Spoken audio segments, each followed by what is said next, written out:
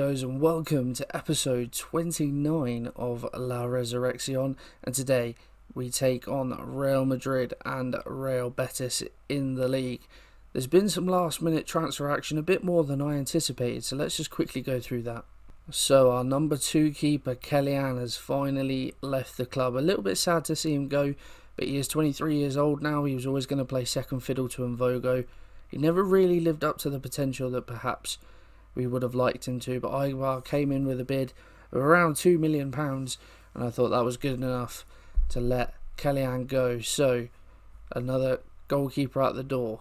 We then let Pelayo Perez go to Benfica. As you can see, he's gone into the first team. It has been made available for loan. I didn't actually think to try and get him back in on loan, so that was a bit silly on my part. But yeah, they came in with a bid, again, just over £2 million, I believe it was. And he was always going to be on the fringes this season. I think he was 4th choice. And I thought, 20 years old, not really going to have much use for him. They could have done with the cash, so we've cashed in on Pelayo Perez. May live to regret it, although his scout report isn't necessarily as good as it was. So, yeah, he didn't spend too long with us. Of course, we brought him in that first season from Real Goujon. Only went on to make about 12 appearances for us. Spent, of course, the second half of last season out on loan in France. But yeah, Pelayo Perez, he is gone as well. Both those deals done on deadline day, so I panicked a little bit and bought in a couple of loans. So this is the first, a backup goalkeeper, Florian Müller, the same age as Kellyan, and if not, a little bit better. He's got good potential as well. We haven't got a future fee on him. His scout report wasn't great, but we only had youth goalkeepers left in the club. So desperately needed to get someone in with a bit of experience. He may grow into something good. For now, he's not rated. Okay, his scout report has gone up. When I got the initial scout report on him, it was a La Liga 2 player that he was, but apparently he's okay for most La Liga sides. But yeah, he's coming on loan for the season from Borussia Dortmund. They spent a lot of money on him and he hasn't made an appearance. So, Florian Müller, our backup keeper for the season. And again, another bit of a panic loan after letting go of Pelayo Perez. We didn't really have much else in the squad. I was actually just going to call up a youth midfielder and give one of them a chance. I was going to do that with Amador Rodriguez, but obviously he went out on loan. So I was going to do that with someone else, but Danny Pacheco piped up. Was disappointed at the sale of Perez, surprisingly. And he wanted me to bring someone in, so I thought probably someone with a bit of experience wouldn't hurt. We looked on the transfer list, on the loan list, didn't have much money to spend, so loan was the only real option. And we've brought in this guy, Diego Dem, I'm going to go with. He's one cap for Germany, 29 years old. Brought him in from Leipzig. Took a bit of a punt on him, didn't have a scout report, it was very last minute, and well, yeah, he's not got the greatest scout report. I paid a little bit of a fee for him, but he has been playing regularly for Leipzig. I've never heard of this guy, to be fair, before, but yeah, he's maybe would have liked someone a little better, but he is more defensive minded, so that might help out when we need to switch to our other tactic. So what's been going on in terms of when we last met? Well, mixed form really. Last episode we started the season with that 2-1 win away at Valencia. We then drew 0-0 at home to Barcelona, a good result. We switched to our backup tactic. Rotated the squad a little bit, as you can see. Alvaro and Ramos played in centre halves in these games rather than some power. Michael Keane, Luna played as well. Oscar Martinez is a young midfielder that's in and around the squad. He's got a little bit of potential and he played very well in this game, which is good to see. Cardi Barre also getting a start in that game as well. We then disappointingly lost 1-0 to Getafe. It was only a penalty, but these are the sort of teams we need to be beating if we're going to be back in and around those Champions League spots. A very disappointing performance.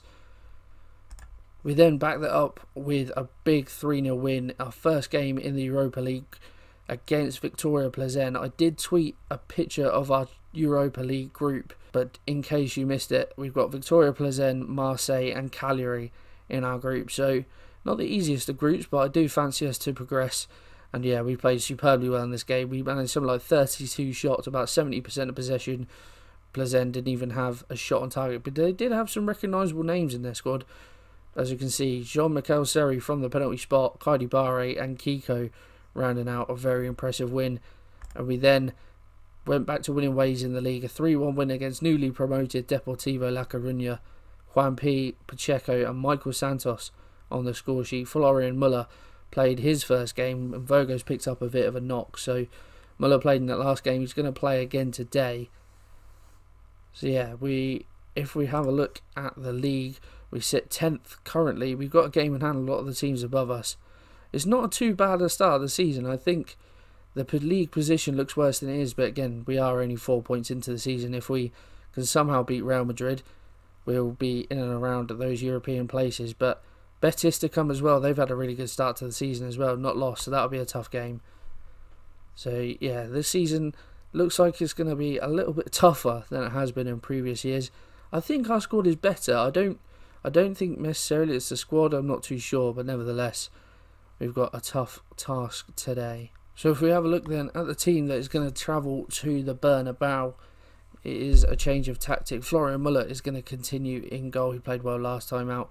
Robles is going to be at right back for this one. Sampaio and Alvaro in the middle. Michael Keane has picked up a knock. Marcelo Hermes at left back. Oscar Martinez, when we played this formation against Barcelona, as I said, this guy had a really good game, so going to give him another chance on the big stage. Seri and Sanchez in the middle. Seri swapping to the more advanced role in this system. Juan P is going to play out on the right. I know it's not his preferred role, but he did play well in the last game, so I want to try and recapture that form in this game.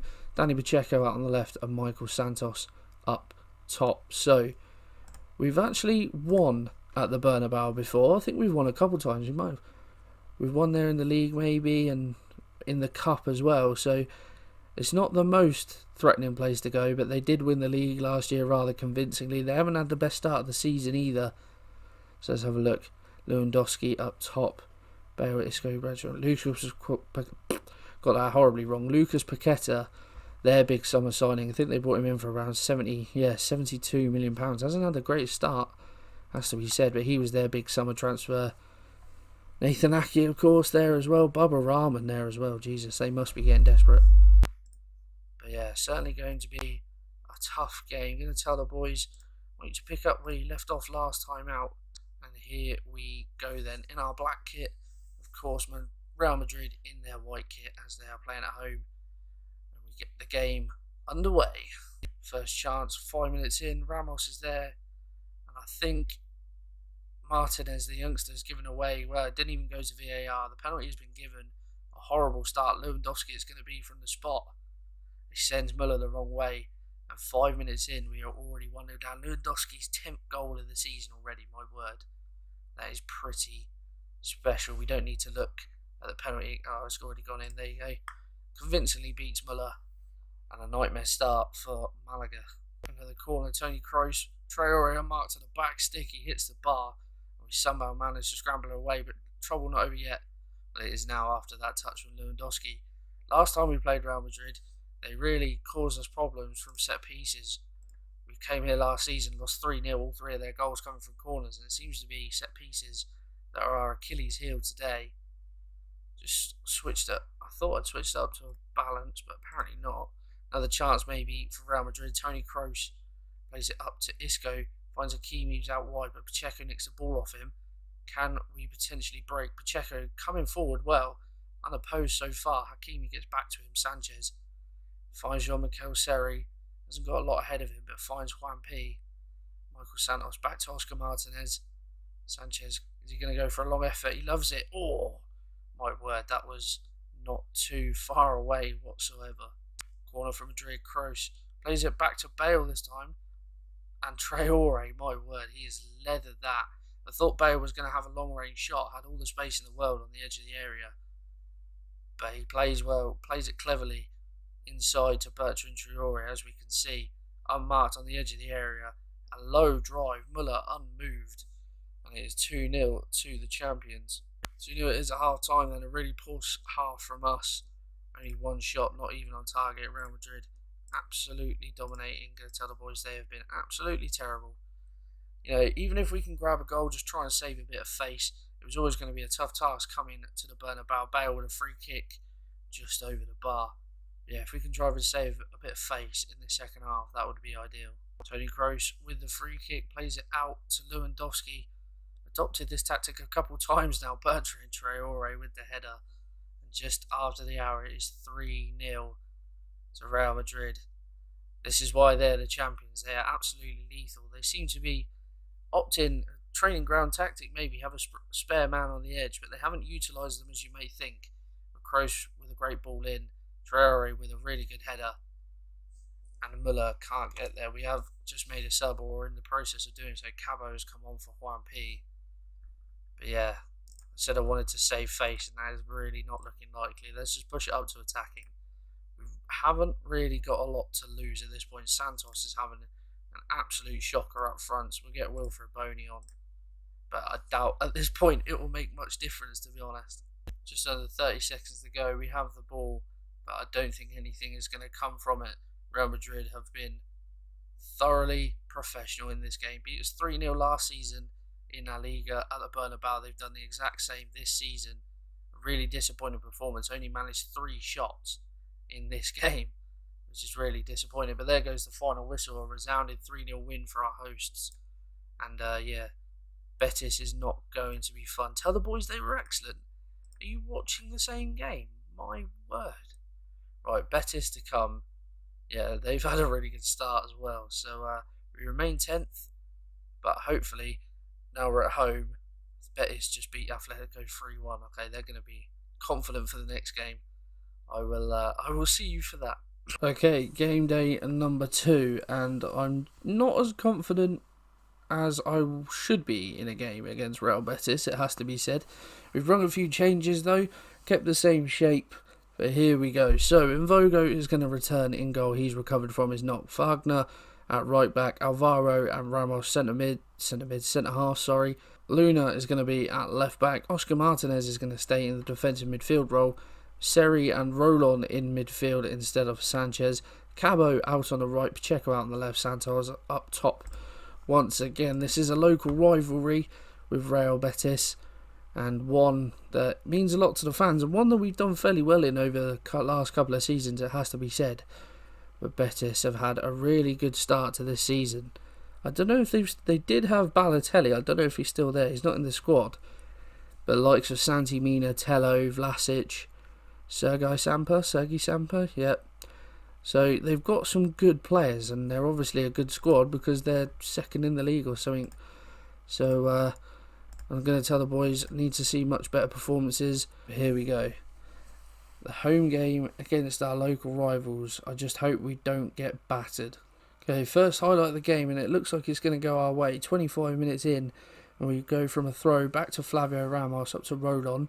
Space out on the right hand side. If someone couldn't get the ball over to Jimmy Cabo, we come down this left instead, and Luna is down the left. Going to get a ball in. No, he's tackled by Dubois.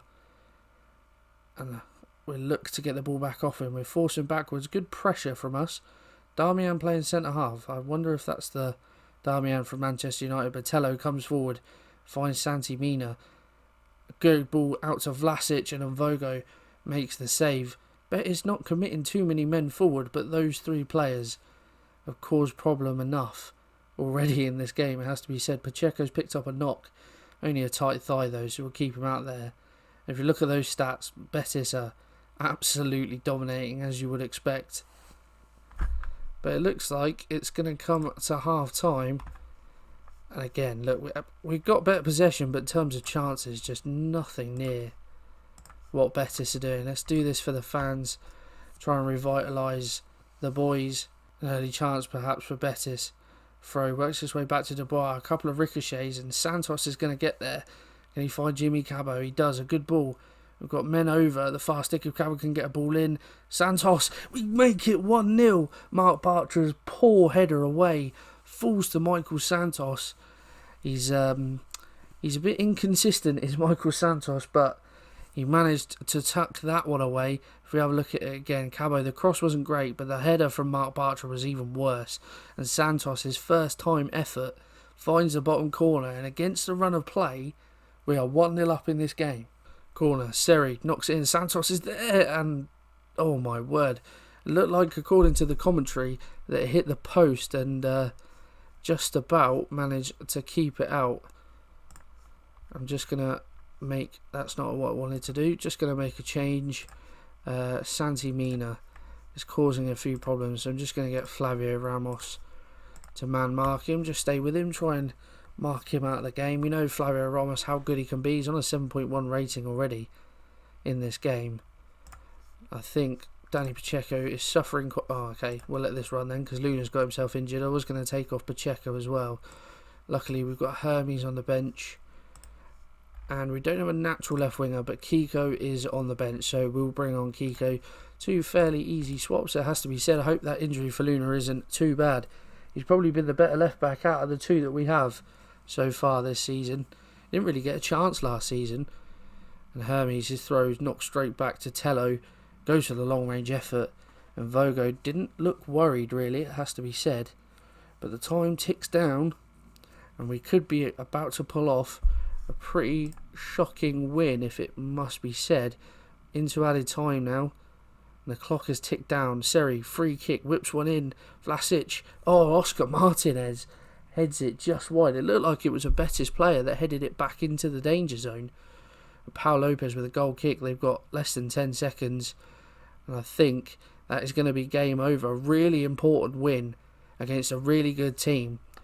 Lifts us back up the table. Look at those stats. We have properly FM'd them. 19 shots to our 5. But the most important thing is we've stuck the ball in the back of the net and they haven't. Cliches left, right and centre in the past few episodes. But yeah, look at that. That is disgusting. But a really important win if we have a look at the La Liga table. Moves us back up into 8th. Again, touching distance to the European spots. But we are only 6 games into the season. In terms of when we will be back, I'm thinking let's go on a little bit more. Let's do the Copa del Rey game and Alaves at home as well. Some tough games. Vallecano, I think, were they top? Oh, they were top at one point. I know in previous years, Vallecano have always sort of like a few years into a save, they get like a tycoon takeover and become a really good team. I don't know if that's happened or they've just had a really good run of fixtures, but nevertheless, they've had a good start to the season. So yeah, Levante, a bogey team for us. Normally, Marseille is going to be a tough game. They're probably the toughest team in our Europa League group. 2 Europa League games actually is there. So we'll have a good feel for where we will be in terms of whether we'll be qualifying or not as well. And a game against Sevilla. So some tough games between now and then. I've just noticed there, Luna's damaged Achilles tendon, so he's probably going to be out for a while. But yeah, Copa del Rey and Alaves we will come back for, and that is going to be it for today's episode, guys. I hope you have enjoyed it. If you have, please drop a like on there for me. Subscribe to the channel for more La Resurreccion, and I will see you guys in the next episode. Cheers.